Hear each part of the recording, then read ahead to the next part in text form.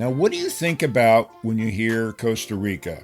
Well, I think beach with surfing, yoga retreats, lush jungle like terrain, the warm people, all those really, really cool things. But did you know, snuggled up in the jungle like Costa Rica hills, there's a place called the Land of Strays? In today's episode, Lya Battle joins me. She's the founder of Territorio de Zaguates, or roughly translated, the Land of Strays. Now try and visualize this. Over 1,500 stray dogs, now the number varies, roaming though on 400 acres in a sanctuary where you can actually go and hike with them. Now think about that. 1,500 stray dogs walking with you and hiking through the mountains. Now that's pretty cool, right? Well, Lya's story is even more cool. Now, several years ago, Lya and her husband rescued a dog. Can you guess what happened next? Well, that dog's name was Oso, and every time Bear, his name in English, got adopted, he would never last in his new home until, guess what, Lya, and the rest is history. One street dog becomes 100 street dogs, and that happened really, really fast. And from that, the Land of Strays was born. Then a few years later, they had, get this, well over 1,000 dogs. The word Zaguates literally translated means mange, but actually it's the Costa Rican name for a stray dog.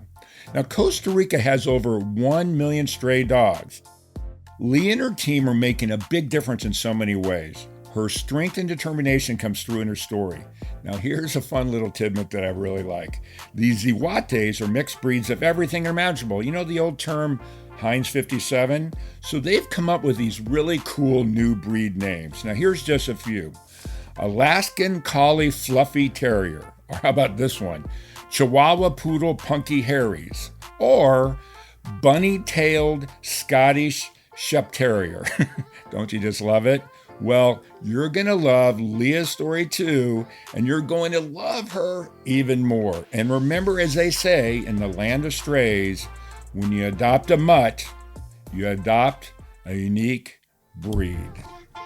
For real, for real, for real, for real, for real, for real, for real, for real, for real, for real, for real, for real, for real.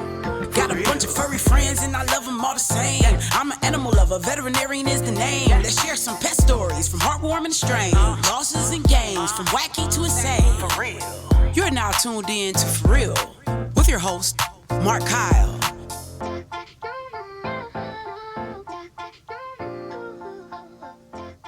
Hey, everybody, and welcome back to the For Real podcast. Today, my guest is Lya with a Y Battle, and we're going to have fun today. Lya, welcome to the show. Thank you. Thank you for inviting me. Oh, well, it's funny. I was reading I was going through your website, and that I think it was a motto you guys had or something, a slogan you were saying, when you adopt a mutt, you adopt a unique breed. Yep. I love that line because I was thinking, I've always considered myself a mutt, so now I can tell people I'm a unique breed. You are. We all are. Yeah. Yeah, of course. Imagine how special a dog has to be, I don't know, a very particular mix of who knows what. I know. It's not a standard. It's unique. It's beautiful. Well, and I think it's a great way to explain it. People always ask me, because I have a rescue myself, and everybody goes, "What is she?" And I go, "She's a Mexican rat dog." I mean, because she's a little bit of everything, But I sometimes I kind of think, "Oh man, people are saying I'm saying something mean," but No. it's a term and endearment for her because she's a little bit of everything. That's for sure. But it shouldn't be. It should never be an insult. It should never be, because if you think of it, a mutt is a survivor. It's actually the product of two of the strongest dogs. The mother who survived hunger, who knows what, on the streets, and the father who also made it to some point of adulthood. And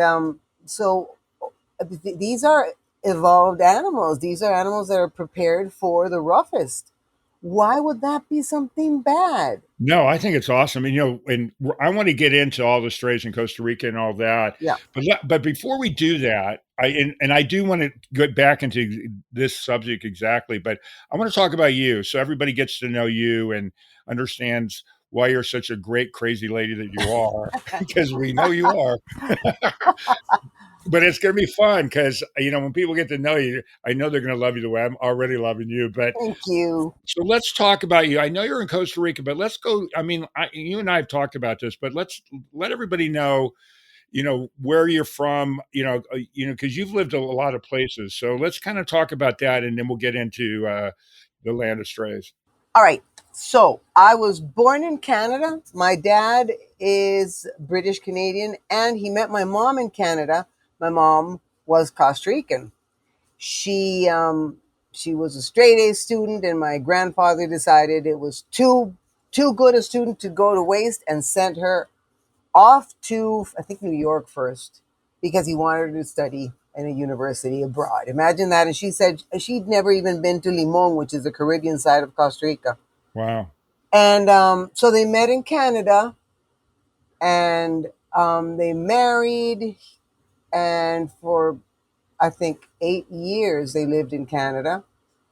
And I was born, and about 6 months later, they decided that they would join this University of Toronto's educational program abroad, and they went to teach university teachers in Africa. So we were placed in Ghana, and we lived there for about almost 5 years.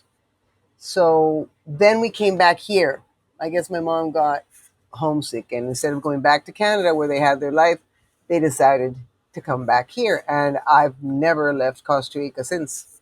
I've been to Canada about twice, but this is, I mean, I'm damaged goods. I don't think I could, yeah, I don't think I could live anywhere else. Well, and I always tell people, and we talked a little bit about this, everything about Costa Rica, I love. I just have, Oh, it for is. some reason, I've traveled all over the world in a gazillion of countries, but I haven't been to Costa Rica, That's which is weird. the weirdest thing. And I surf, so it's a little bit of everything. I know. Very, very Well, weird. like I said, I'm a unique breed. So that's what it is. But okay, so you moved back, and how old were you when you moved back to Costa Rica? I guess almost 5. Oh, so you've been there basically your entire life then, pretty much. Oh, yes. Yeah, yeah. Yeah. That's why I say I'm damaged goods. I mean, there's a certain laid back atmosphere in Costa Rica, the pura vida, that it's honestly, it is something. I don't know, something in the air. It's so laid back. I don't think I could be of any use anywhere else. So Pudaria means what in English? Pura vida means pure life, actually, but Oh, pura vida. Okay, I uh huh. got. Okay, sure. We use it for everything. It's a lot like the aloha. We use it for hello, for goodbye, for everything. Yeah, yeah, I get it. I totally get it. And then of course I know the term pura vida as well. Yeah.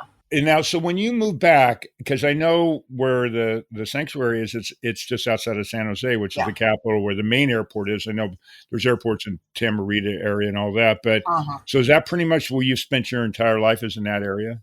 Well, I spent most of my life in San Pedro, which is in the it's sort of, yeah, in the city, Okay, very very very much in the city, and that was my grandfather's farm. right, And when my grandfather passed away, my father kind of took over. Mom and dad took over, and then when mom passed away and dad was a little bit too old, he just gave he signed it over to me, but I didn't want anything to do with agriculture.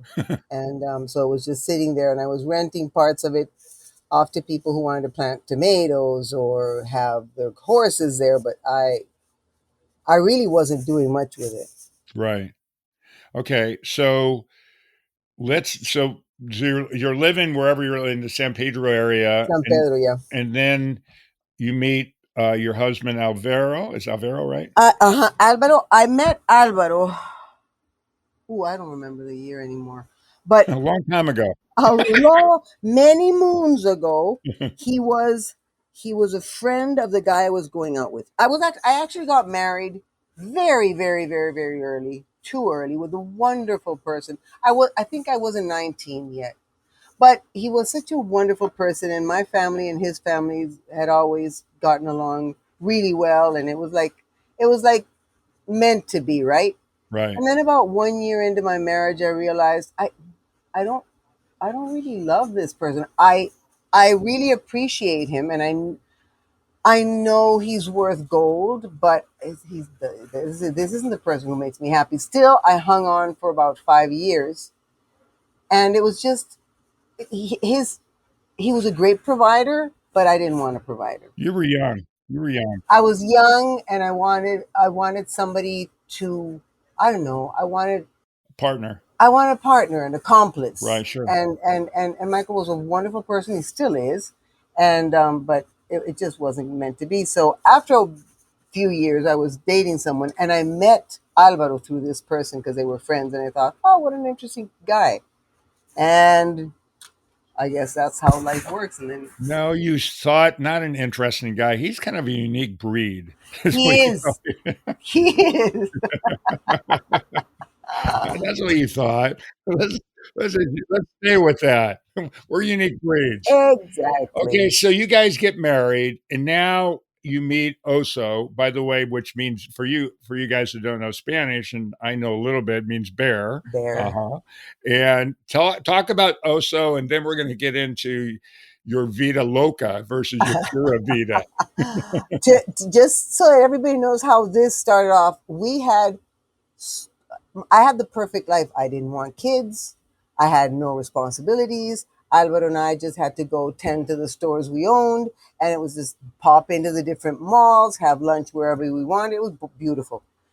But part of my not wanting kids or responsibility included pets because I just I didn't have time for pets. I thought.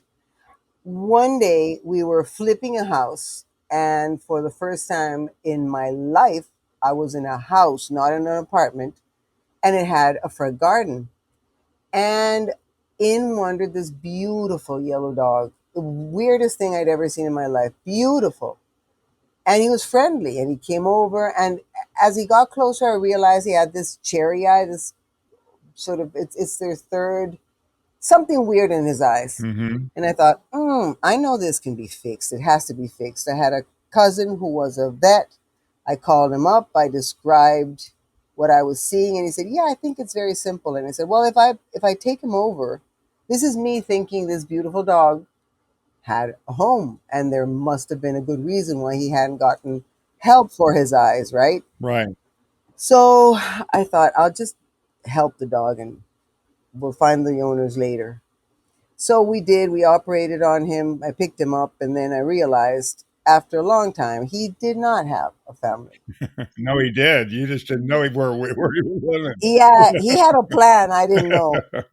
And he was the craziest dog, really stubborn, nice guy, but very stubborn, very, very stubborn. He'd rush out into traffic every time he could jump over the fence. We had some close calls with also. And, but he was very easy on the eyes. So everybody, and this is about 20 years ago, adoption wasn't a big thing in Costa Rica. Right. In fact, the only one sure way to know somebody there was an expat walking is because it was only the expats who had their little mutts on leashes, and they usually had bandanas and things, and they were showing off their little mutts. Ticos, Costa Ricans wanted if you walk a dog, it's because you have a breed to show off. Right. At least that's what it was like some years ago. So it wasn't that easy, but he was so nice that I found a home for him 7 times. 7 times they returned him. And after the seventh time, Alvaro just said, "You know what? Nobody's going to keep this dog." And I thought, well, I don't want this dog either. Yeah. Uh-huh. He's not my kind of dog. And that's where it landed. I thought, okay, so what am I going to do with Oso?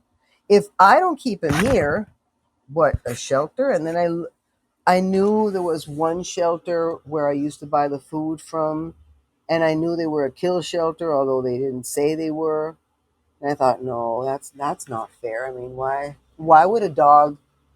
It's not his fault that he's alive, right? It's not his fault that he was born. Why would that be his For end? sure. No. Okay, let's find another shelter. And I found another shelter. It wasn't a kill shelter, but he'd have to be locked up until he was adopted. And I knew he wasn't going to get adopted. Right. I already knew that. And I thought, oh God.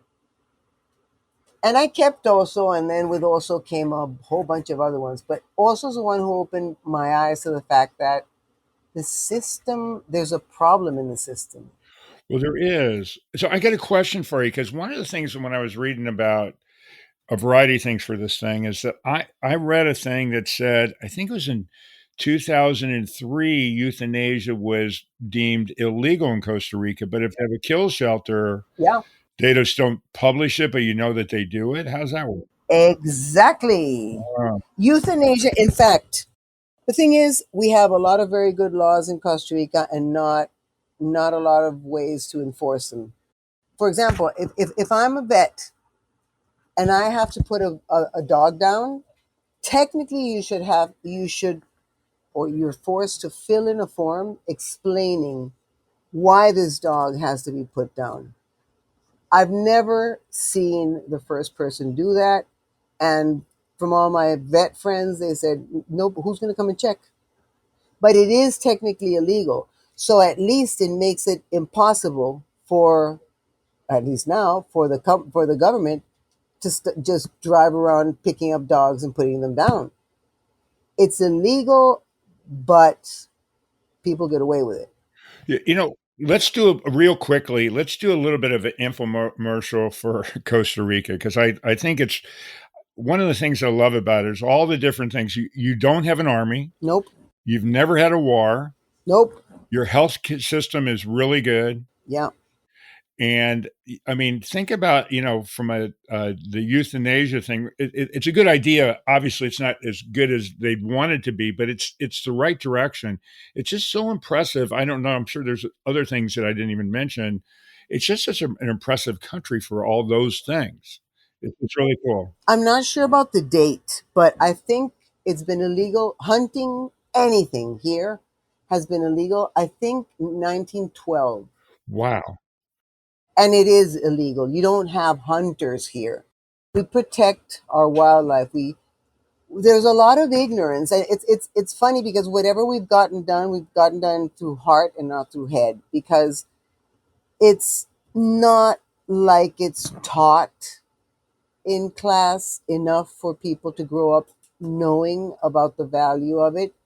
It's just that we kind of, I guess, love our animals and want to and don't want to see change come about. But we could do so much more if there was education behind it. But Costa Ricans are, I think Costa Ricans in general are kind people who want to live happily. Well, I mean, and I don't know how many countries there are in the world that can say they've never had an army, they've never had a war. I mean, the euthanasia thing is so forward thinking, it's unbelievable. But there's so many things about it that's just so impressive. The rest of the world could probably look at it and learn. Unfortunately, the cat's out of the bag with what the rest of the world is, but we could learn a lot from that too. It kind of is, isn't it? Yeah, Well, I guess it's easy when you're a tiny, tiny little, or easier when you're a tiny, tiny little country. But I mean, it's not such a. It was a good idea for this. It was Figueres. He was the president. He had just been well. He had just taken over from the president at that time, Tinoco, and it wasn't a bad idea because by abolishing the army, there can't be a coup against you, right? right. Well, that's a smart thing too. Very It's smart, clever. very clever. But then he did say, "I want." He said, I want violins, not rifles." That's cool. And he did make sure that whatever budget was going to be going to a militia or to an army went to education. And education has been free and obligatory since 1948. But is that for university as well? Look, all the way up to high school and university. We're such pampering. Such a pampering. We call it. I call it a mamitocracia. It's like a momocracy. Oh, that's a good name. You just have to prove that you can't pay a fee. It's first of all that it's a really good. The Costa Rican university is not a bad university, and it's not that expensive. But if you can prove that you don't have the means to pay for it, you get a scholarship. That's amazing. Yeah, Again, the rest of us should be looking at you guys going, okay, there is a way to do things better for sure. there sure is. There sure is. For real, for real, for real, for real, for real, for real, for real, for real, for real, for real. And we'll be right back. We are supported by PrepVet, providing stem cell therapy for pets. As a pet lover, did you know your pet can benefit from the incredible healing power of stem cell therapy? Prep Therapy offers a groundbreaking solution taken right from your pet's own blood. Say goodbye to joint pain, arthritis, kidney and liver conditions, and more. They'll experience faster recovery, increased vitality, and extended quality of life without the need for surgery or harmful drugs. Put the wag back in their tail and discover Prep Therapy today at prepvet.com. Save 10% with promo code FurRealPodcast, covered by most pet insurance. Okay, so let's get back to you. So you got Oso, and because I've read a little bit about this, you got the one dog, but the next thing you know, you guys have got like 100 dogs. So kind of walk me up how you got 100 dogs, and let's get into everything else you're doing now. How I got 100 dogs. It comes to a point, when they say that when a dog looks into your eyes, something changes in your heart. There's a moment. There's a moment where you no longer feel that distance between the animal and the human. And I don't know, after also, I'd always had a soft spot for sort of old dogs, I guess. But after also, Right. I just, you could no longer ignore what was around you.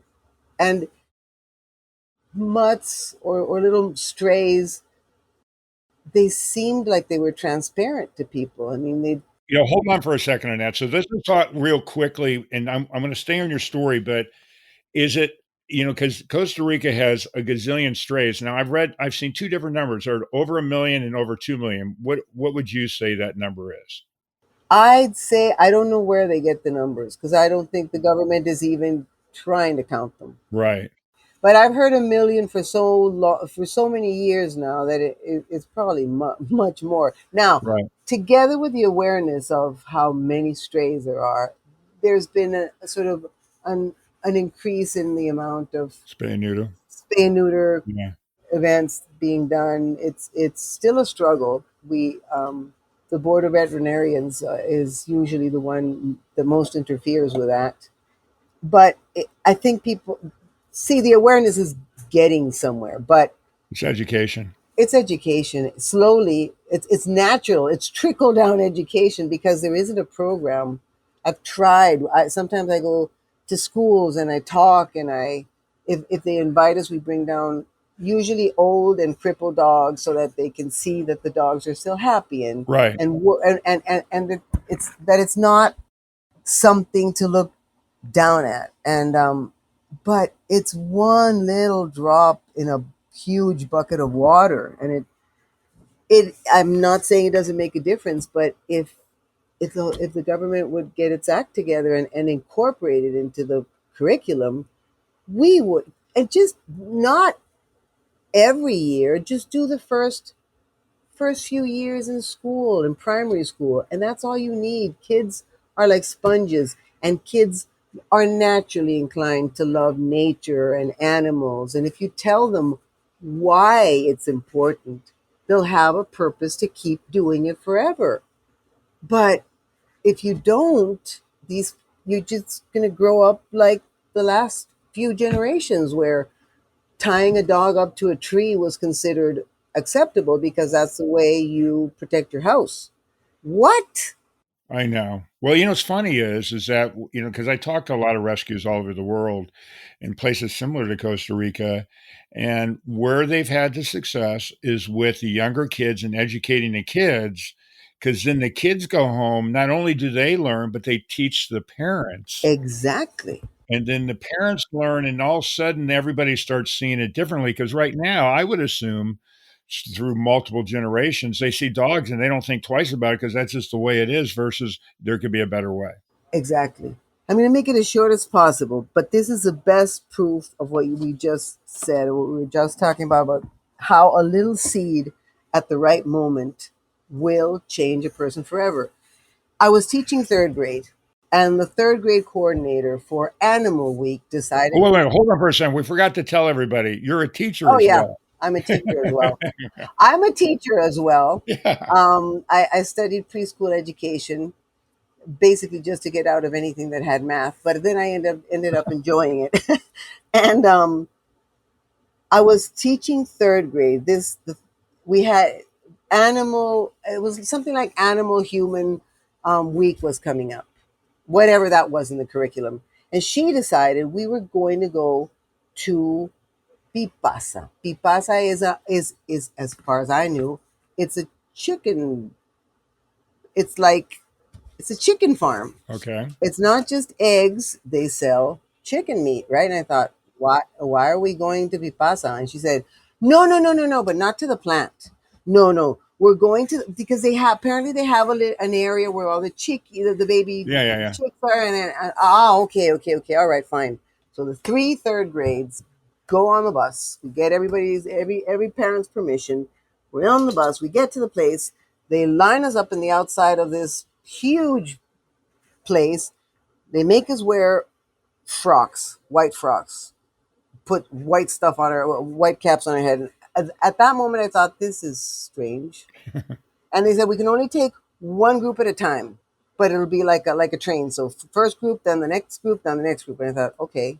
So I was 3A, so I was the first one in, and I was holding the hand of one of a very, very, very scared child. But anyway, he's a very, very nervous little boy. And we walked in, and it didn't look, to me, it didn't look like there were going to be baby chickens anywhere. And it didn't sound like that. It sounded like a lot of machines. And we were all in a single file.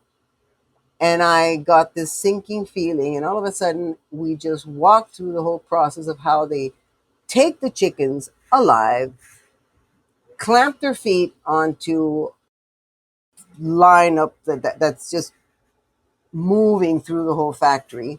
They shock them. Then the machine goes through. We were watching this. Then the machine goes through. It goes through an air tunnel that basically blasts all their feathers off, and then here comes the dead chicken, and its head gets cut off in a little blade, sort of a little Y-shaped blade. It is for the kids to see? This was happening in front of the eyes of these kids. And I thought, Oh my God. holy shit, Yeah. what is happening? What are we doing here? And then we walked as quickly as I could. I just told the guide, please get us to the other end as Yeah. fast as possible. The kids were not even speaking. Well, third grade. And I thought, and the next third, no, this had been a mess up on the part of the third grade coordinator and or the the place. I don't know who she talked to.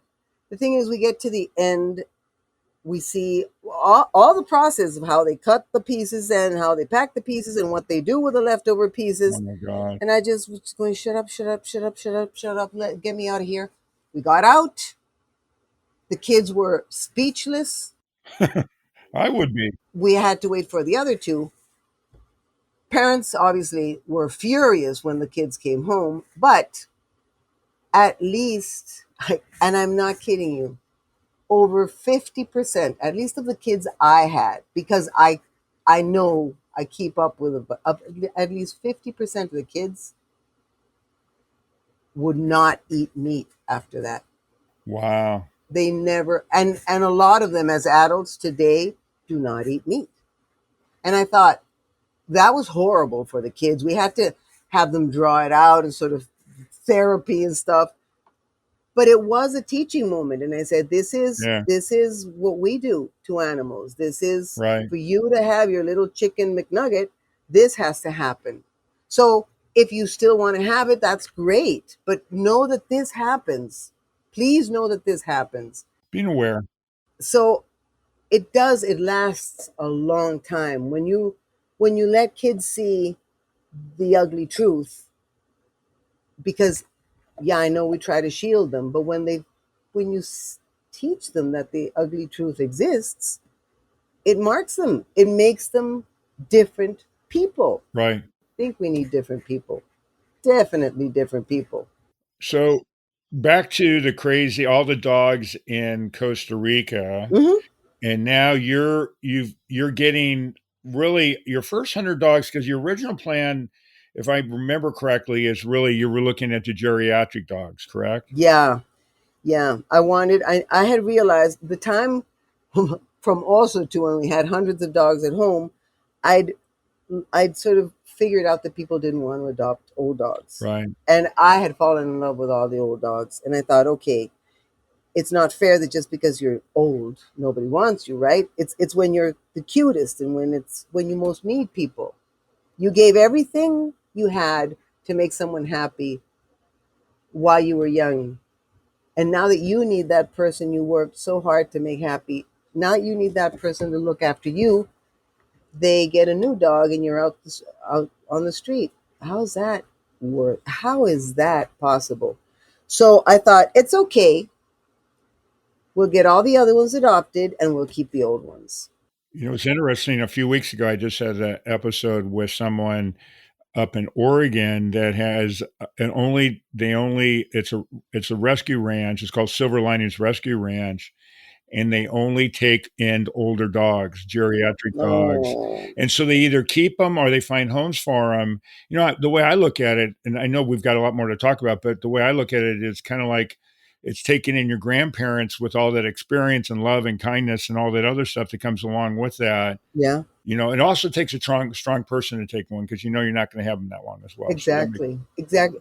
But there's something about that bond, no matter how short it is, Mhm. you feel like a lifetime went through. I guess it's because you know that you did something very important at the right time, at exactly the right time, Right. almost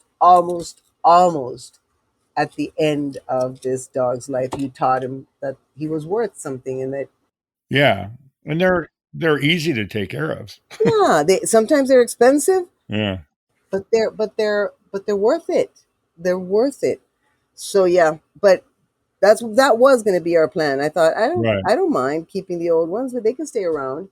But you realize no, it's going to be the Well, old ones, you the young realize ones. Yeah, no, you realize, because 'cause we're talking you went from Oso to around 100, and then when is that just the beginning, then all of a sudden, what happened? Where did that switch go off? Because we haven't got there yet. Nobody if you don't know about this, and you may already know, but if you don't know about the Land of Strays, wait till you hear this. it's okay. So we had over 100 dogs at home, and it was since it was in the city, people could come and look at them, and it was easy-ish to get people to adopt. Right, But of course, not a lot of people were adopting, but we were easy to reach. And we had the perfect place because we had a shopping strip, so like a shopping mall in front of us across the street. Next to us was a French bakery, most lovely French people who love dogs. No problem with them. And on the other side, there was a vacant lot. So we didn't have any neighbors who would complain about right, the noise. And the noise was only when you came in or left. The barking was only excitement barking. While we were at home, nobody was doing anything. So all of a sudden somebody started building in the lot behind us. And Alvaro said, this is going to be a problem. And we had the permits and everything. We had gone to the municipality, we had done everything the way they wanted. So we had permission to have the dogs there. And but yes, it got to be very uncomfortable with the new neighbors. So Alvaro said, listen, we either stop doing this or we move them up to the farm. And I didn't want to move them up to the farm. They were my babies. right. I wanted to be with them all day. And I thought, no, how can no? Let's try something else. And he said, no, we have to. It's well, then we can stop doing it. And when the last one is adopted, it'll be the end of this. But you won't be able to help any more dogs. And yes, it did come to the point where we said, no, well, we'll have to find somebody to go live on the farm, take care of the dogs. I had to work during the week, but we'll go up and see them every weekend. And the first weekend, well, when they took him, first day I came back after work, and most of them were gone. I had about 20 that stayed with me because they were either old or blind, and the rest had left. Oh, that felt horrible. And I couldn't wait for Saturday. So Saturday came along. I drove up, and they were all there. They were happy to see us, and we had adapted an old milking barn that was already standing, because when my grandfather had the farm, he had a dairy production, not a big one, but he had a few cows. So the barn had become their hotel, and the lady who was living in the house at the farm had her own dogs, and so she'd let them all out and play together because it was kind of fenced in. It was a big fence, but it was kind of fenced in, and they were okay. And so I realized, okay, so they're okay. I'm gonna miss them, but they're okay. Few, I don't know, months later, her grown son, came to live with her, and on one of the weekends he said, Doña Lya, let's go walk with the dogs. And I said, no. What do you mean, let's go walk with the dogs? No, no, no, no, no. They'll get lost. And he goes, no, no, we walk with them all the time. And I go, through the farm? By the way, let's talk about how big it is, and let's stay in U.S. terms because let's go with acres versus hectares. How many acres you guys have in the farm? What's a hectare? Is it 2 point? I think it's like 300 or 400 acres based on what I've read. Yeah, it's 142 hectares, which I think is like 300 and some. Yeah, 375 or something Yeah, like something that. like that. It's hilly and kind of jungly and really cool looking. Because for anybody that's listening, we'll tell you how to find all this stuff and look at it, and you'll just see how beautiful it is. It is. It's very rainy up there, so there's lots of vegetation. And if you keep going to the very end of our farm, you actually hit a national park. So it's big, and not that we walk all the way to the top. No, the dogs usually use, well, what do the dogs inhabit? They usually stay within, I don't know, 20 acres. We don't go all the way to the end of the farm, but that day we went, it was on a short walk. I was petrified because I was sure the dogs were going to escape and they were just going to run away. And his name was Steven, and he goes, no, Lya, they're not going to look. They know where they get their food from. They always come back. They just want to hang around with us, so they'll follow us. And the first moment I saw them run ahead with Steven, and they ran up a hill, and it was January, and the hill was full of little purple flowers. And there were all these beautiful mutts running up the hill, free, happy, in the midst of the purple flowers. And I almost cried.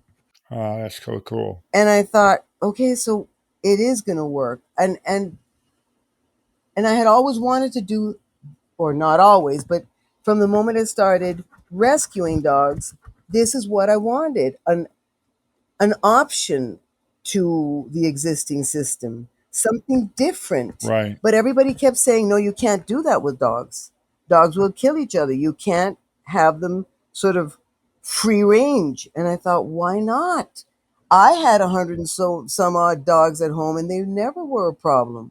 Right. But everybody kept telling me, no, you can't, you can't, you can't. So I was petrified. And that taught me, no, this can be done. And we've just got to find the system, but this can be done. But we kept it really quiet at the beginning, very, very hush hush. We didn't want anybody to know, because I knew people wouldn't understand. Why are you saving mutts? If these were fancy breed dogs. Now, how many dogs are you? Is it still 100 at this point, or are you now collecting more? We have Not now. Back then. back then that we were collecting a few, Okay. but slowly, right? Because nobody knew about us. Right. I also knew that the moment because That's what happens here. I don't want my dog. You know who loves dogs? The lady in the corner. She's such a sweetheart. She loves all dogs. Take him to the lady in the corner. And I knew people would be dumping dogs on us. And the problem was not going to be that we didn't have the room for them. It was, The food. how do you feed more dogs, right? Right. Is this, are you Territorio de Zaguates yet or not? I guess not officially. Okay. I guess not officially. Well, I don't know when exactly we actually felt we needed a name, Right. but maybe. I don't know. My memory is You're shot. the Zawate. I don't remember if we already had a name or not. But the thing is, we didn't want anybody to know about it, Well, and of course. certainly not the neighbors. And eventually, they did find out, and people did find out.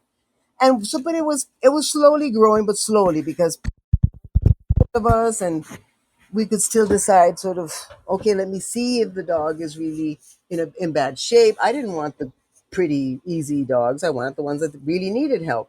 Sure. So, but that unique breed, if you look, you can still find that it was a publicity.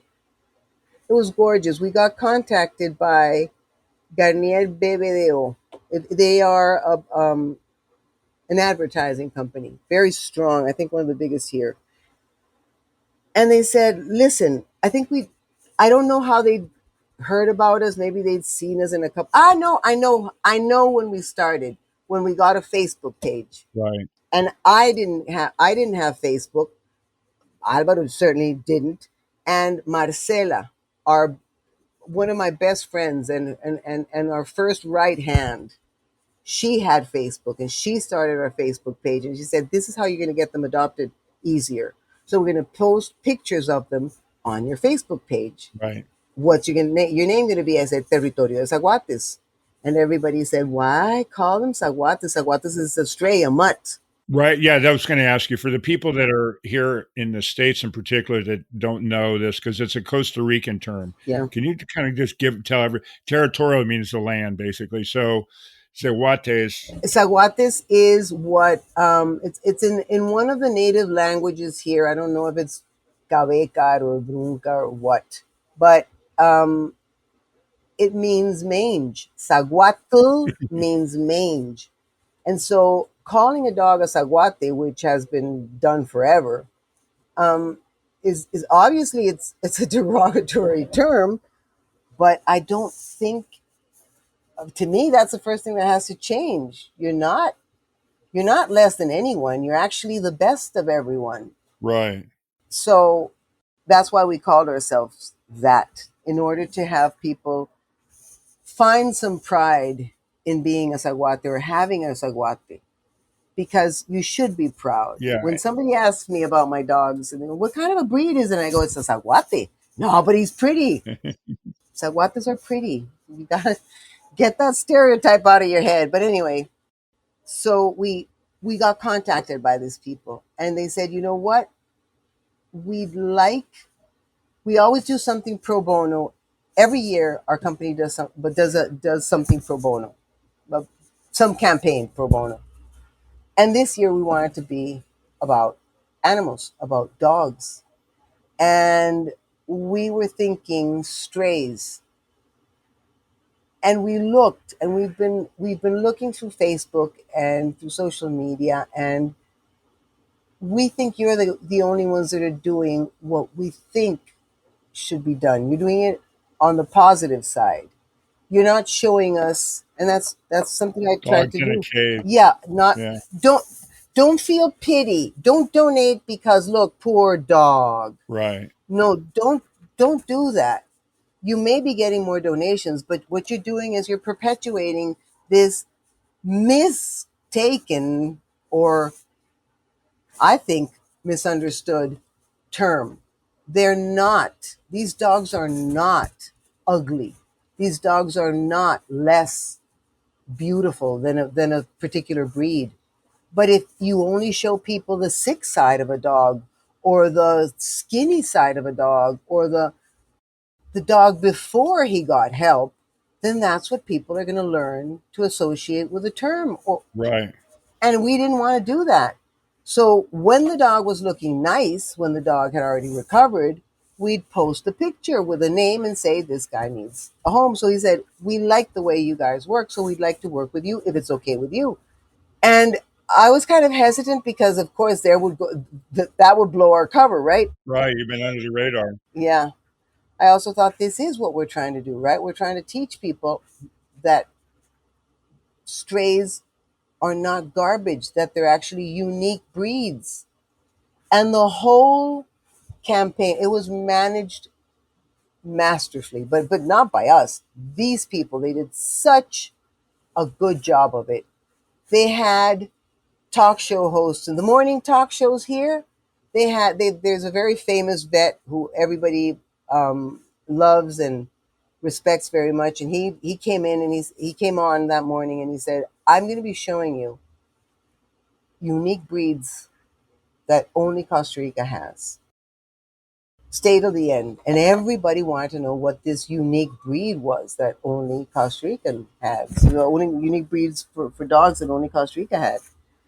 And then in come our dogs. What they did was they chose 12 dogs, 12 of our dogs that actually, where you could really see the mixture of breeds. And they gave them these wonderful names that sort of used or blended the breeds you could see with a special characteristic. So it was like a fire-tailed border cocker. Oh, I've got a list. I wrote down a list. So I want for everybody to hear this because I've read them. I think it's so awesome in so many ways. Yeah, The Alaskan Collie Fluffy Terrier, yeah, Chewbacca Pekin Dog, Chihuahua Poodle Punky Harris, bunny-tailed Scottish Speed Terrier, long-legged Irish Schnauzer. Just funny yeah. and clever and actually descriptive. And everybody started writing into at this moment, all they had were the fancy drawings, and they had an illustrator do the pose and the picture of the Oh, dog cool. like you see in those breed catalogs, Right. standing tall and proud and beautiful. And people started writing in, I have one of those, and I have one of those. People went nuts. That's awesome. And at the end, the doctor just said, these are strays. Right. All of these dogs came from the streets. All of these dogs that everybody wants to adopt, because everybody wanted, I want this one, I want that one. They're all for adoption. Yeah. All these dogs come from the streets. All you have to do is look for them. Right. So we thought, okay, it's worth blowing our cover if this is going to change something. And it did. And it changed it. You can feel the change from that moment on till today. And I'm not saying it was us. They did a wonderful job. It was a combination, and just for you guys listening, I mean, you've had all kinds of different TV shows, people doing, short film on this stuff. It's crazy how that blew up. For us, it's normal, right? It's every day. We Right. walk in and we get greeted by hundreds of dogs, and it is normal. Well, by the way, we haven't said this yet. So now I don't know what you have now, but you've had upwards between 1,500 and 2,000 at a time. Yeah, yeah, And so I want you guys to visualize this, and you can do this, and you can add in where I'm missing something, Leah. But yep, basically, imagine this huge flock instead of a herd yeah. of dogs, and hiking up in the mountains, and they're all running along with you, going with you. I mean, it's really impressive. It's very, very impressive, and they look so happy. Yeah, And I think that gets people very emotional, very emotional. As I said, for me, it's normal. It's not that it doesn't do anything for me, because it makes me forget all the crap I've been through during the week. sure. When I step foot into the farm and I see all these clowns come and greet me, and you realize that one running up here was almost dead, and that one now has some hair, and that one is not as skinny, and It does make your day. Hey, I got a question for you real quick. Yeah. So I've watched one of those somebody came in and did a video, and I don't remember what it was, but it was like on YouTube or something, but he was saying that you remember most of the dogs' names. Is that true? Yeah, especially the ones that misbehave because those are the ones you're always yelling at. Sounds like me. Yeah, well, sounds like who are the students the teachers always remember? Right, the troublemakers. Exactly. Yeah. And troublemakers are usually troublemakers because they're too smart for what they're getting. Anyway, Yeah, thank you. That's exactly what I tell everybody about it me. is. It is. We're just bored. Yeah, exactly. Anyway, but yeah, it's we try to give every dog a different name. We don't want to have repeat names. And a lot of the dogs already come in with a name. Sometimes if he comes from a loving family and the situation was okay, then we try to keep his name. But if he had a name, but evidently the person who had him didn't even value him, we change the name. But we need a name. We need them to feel individual. It makes gives them a personality and individual. Yes. For real, for real, for real, for real, for real, for real, for real, for real, for real, for real. And we'll be right back. We are supported by PrepVet, providing stem cell therapy for pets. As a pet lover, did you know your pet can benefit from the incredible healing power of stem cell therapy? Prep Therapy offers a groundbreaking solution taken right from your pet's own blood. Say goodbye to joint pain, arthritis, kidney and liver conditions, and more. They'll experience faster recovery, increased vitality, and extended quality of life without the need for surgery or harmful drugs. Put the wag back in their tail and discover Prep Therapy today at prepvet.com. Save 10% with promo code FurRealPodcast, covered by most pet insurance. So I want to talk a little bit about a couple things because we didn't talk about it. I read about it. So, when you think about 1,000+ dogs, whatever that number is at any given time, because you're trying to find homes from all the time, let's go because the questions come out. Okay, what do you do when you get them? How do you feed them? Let's go here because I know you guys have like a almost indoctrination process of when they come in. So you do a bunch of different things for the dogs the first time they're there. Can you walk through everybody what you're doing? Okay, so all of the dogs hang around. They're free. We put them away at night. But so a new dog comes in, we can't just put him in with the rest of the group. Not because the rest of the group is going to do anything. They usually don't even notice a new dog. But this dog has to be quarantined. Ideally, if the dog has been through something, either picked up because it was hit by a car or looks sick or something, ideally I'd rather have him go to the vet first, right? Right. And very often that's what has to happen, especially now when we're only trying to focus on those kinds of cases. So vet checks him out. When he's ready, he sends him over. We continue the treatment. But this dog has to be, any dog has to be quarantined for a while. So we have an area where the new dogs stay. If they need medication during their quarantine time, then they'll get it there.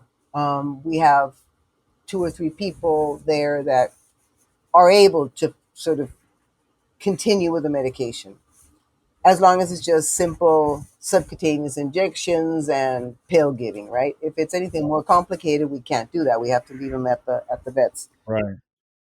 After their time in the quarantine, and we know they're fine and they're not incubating anything, then we send them to, it's like the second step after the quarantine. It's a large enclosure with, it's a wire enclosure, so they can see the other dogs. It sort of opens up to one of the larger enclosures where the rest of the dogs go at night.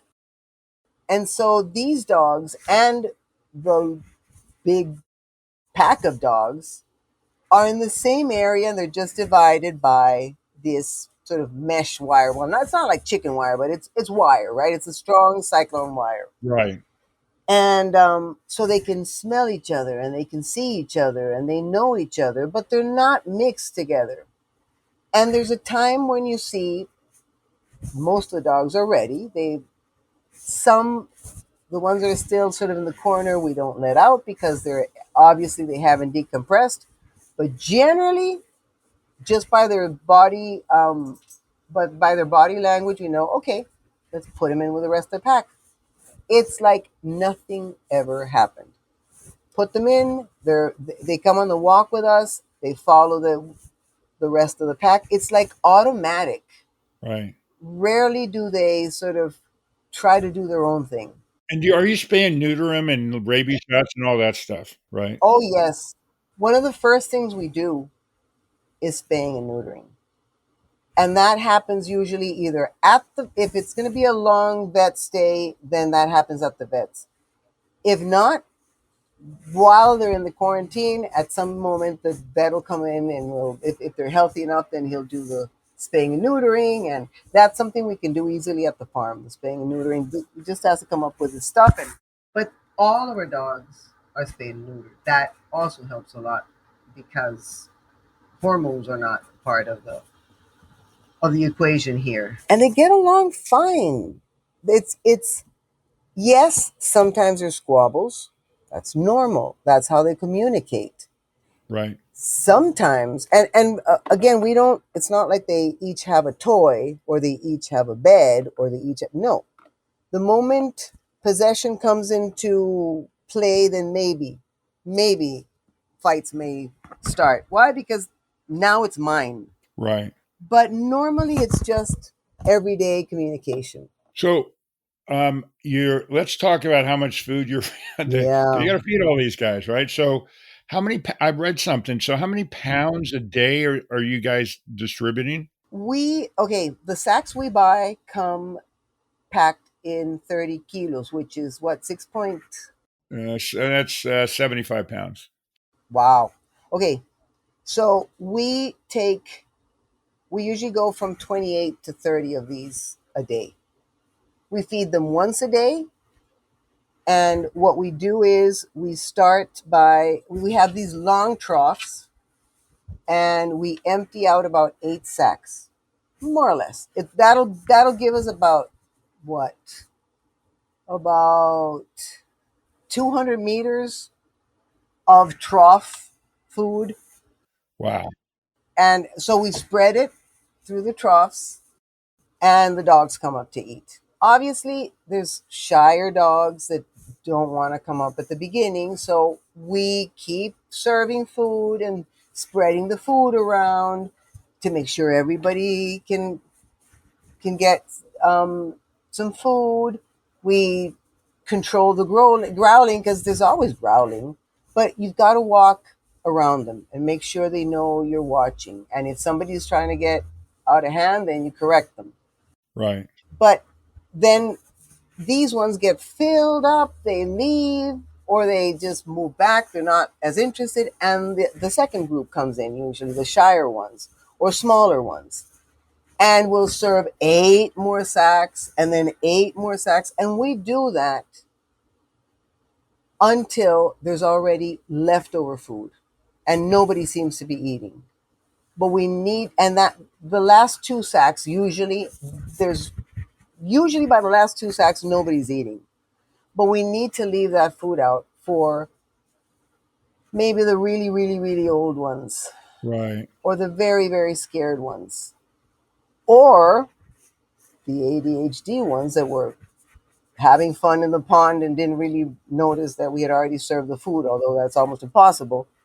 But we need to leave food out for them. And then usually it gets eaten by the end of the day. We start very early because we don't want rain to have to make us pick up all the food. And then that day, maybe not everybody got to eat. Right. So we have to start really early, get that done before rain. Rain usually holds off till noon. And so everybody eats at least once.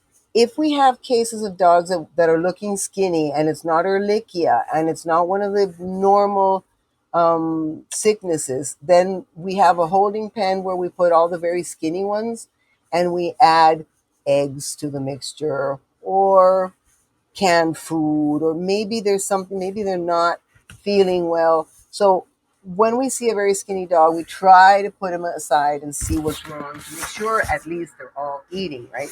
And after that, it's just lazing around and following the guys and interfering with their work. It's just nothing. They do nothing. They walk around, they have fun, we go on the walks, they dig holes, they jump in the pond. It's actually very easy. It's a very easy life for them. It's not always, I tell people it's not perfect. Nothing is perfect. I mean, if I took the dogs that have skin issues and I put them in kennels and I didn't let them out and I gave them the treatment until they were fine and they stayed indoors until they were perfect, that would probably get that dog cured much, much quicker than they usually are. They take longer with us because they're in the midst of their treatment and they get wet or they get dirty or well, it's just part of the part of the system. We don't want to jail them until they're okay. And we couldn't. I mean, very often when we're in the rainy season, skin gets affected. I mean, they all get kind of Icky. if it's icky, and they get fungal infections, and they because they're always wet. Right. And I'm not going to put them all in cages, so we just start with ivermectin and wait, and we're patient. It's maybe a little bit more intensive for us humans, but it's the only way we can help all these dogs have the life we want these dogs to have. Okay, so I want to talk about something else real quick. So, for you guys that are listening, so up until recently, and I want to get into what's going on now, is if you were visiting or happen to live in an area, you could go up to the land of strays, Mm-hmm. Territorio de Zaguates, Mm-hmm. Good. and you could go on a hike with these dogs for free, right? Yeah. Yeah. And so it's this whole experience with all these dogs. So you give them attention, they get to get their exercise, run around, and that. And then this is what? How long ago did you guys? You guys are still doing what you do, except people can't visit you right now because of the government. But Mm-hmm. when did that start? And can you give a not? Let's don't go into major detail, but a short period of time so everybody understands what's going on. Because I know you're working towards to being available to the public again. This was pre-pandemic, I think, and as a last resource, they they I think the government came up with something in order to. I think it was trying. They were trying to discourage us. They've never really liked us Right. or agreed with our system, but we've proven it works. So we don't have friends in government, and they came up with an ordinance that it was like 26 pages of things they wanted us to do on the farm in order to be able to continue functioning as we're functioning. And these were things that they devised because they didn't know what to ask from us because nobody has something like us. So they compared us to an amusement park, and these are things that amusement parks have to have. And so we've been working towards completing that list for, well, pre-pandemic. Several years. It's years and years. I think definitely more than 5 years. I mean, when we have the funds, first we have to cover the needs of the dogs. That's first. Right. And if we have something left over, we'll buy material. And then if we have something left over, we'll hire somebody. And sometimes we have the workers, but we don't have the material. And sometimes we have the material, but we don't have the workers. So it's not easy. It's been very slow. We still we still tend to the dogs, and we're still rescuing dogs, and we're still spaying and neutering, and we still go after all these dogs that are in heat that we know are going to get pregnant very soon, and we're going to have to go pick up the puppies. We take those dogs, we spay them. If we have to put them back in their neighborhoods, we put them back in their neighborhoods. If they're in not very good shape, then we'll keep them. But we're trying to do what we hope the government would do. But we're closed to the public. People can't come in. freely and walk and adopt as they used to. We used to sell T-shirts after the walks and maybe water and stuff. It wasn't just the experience. It was an education. It was something you would go home and talk about and spread what you'd learned. Right. And that has been cut short by this ordinance. We can't really, although they can't legally close us down, they're looking for an excuse to. Yeah, I want to talk about a couple of things so people understand, because I know it's hard to envision that many dogs being taken care of good of, but you guys, once a month, the National Health Services comes by and inspects you all the time. So you're constantly being inspected to make sure that the animals are healthy and safe. And I'm saying this just to kind of shorten it out a little bit for you. So, but the bottom line is that every time they've given you a hoop to jump through, you've jumped through it and proven that you guys are right. And there's some political stuff there, maybe some money for with farmers and that, because you have running water that a lot of people, farms around you, don't have. Hmm. So there's a lot of other stuff that's going on, not the health of the animals. No. People are just making it as difficult as they can to Yeah. try to make you guys stop. And I know you're not going to stop because you're that crazy dog lady. Exactly. Yeah. Stubborn and crazy. No, it's never been the animals, and nothing they asked for has anything to do with the animals. Sadly, so nothing they asked for is going to help the animals. They want gutters around around the paths. Right. They want storage spaces for, I don't know, for chemicals, and they want nothing has to do with the dogs. We built a clinic. We did it out of our own. Not they didn't ask for it. We did a little clinic. Well, you did that, you did the water thing and all that, but let's talk about numbers. So estimate how many dogs you guys have rescued. I know you've adopted a bunch. Can you give me some of those numbers? And then the other thing I want to do is make sure everybody knows how to find you guys, so that if you guys can help these guys out in any way you can. So let's talk numbers and let's get back to how to get a hold of you. Okay, numbers. Just roughly. It doesn't have to be exact. My nemesis. Okay, Yeah, math. You love math. yeah. We've been doing this for over 20 years. And let's say at the beginning, let's say the first few years were slower. Let's say we were lucky if we were able to give one dog a month, right? Right. But as awareness came and as the campaign for the unique breeds started sort of showing its results, we while we were open, while we had our walks, we could be placing easily 12, 12 to 25 dogs in a month. Easily. Sometimes more. If we had puppies, all the puppies. Right. So it was a long run of a good number of dogs that were being adopted. Well, I saw on your site you got something close to 30,000 rescues, something like that, right? Oh, the rescues? Yeah, not all were adopted, but yeah, we're up in the thousand. Yeah, easily more now Yeah. of dogs we've rescued. We've taken from the streets. They're no longer reproducing on the streets. They're either with us, adopted, or they crossed over the bridge while they were with us. I mean, we've taken more than 30,000 dogs off the streets, and that seems, I don't know why that seems to irritate the government. Yeah. But yeah, it's been a lot of work for a long time, but it's been so gratifying, so gratifying. Well, you just got to see the videos and you know right away. So, how does everybody find you? And let's talk social media, website, all that stuff. Can you kind of just so everybody knows? We're you can look at us under Land of the Strays. I think if you look for Land of the Strays, you can find us, because I know that Territorio de Zaguates is not an easy thing to say. Right. But we have a web page. You just put territoriozaguates.com, and Zaguates is with a Z, Z. just to make things more complicated. It's in the, by the way, everybody listening, it's in the description of this episode too. Oh, okay, great.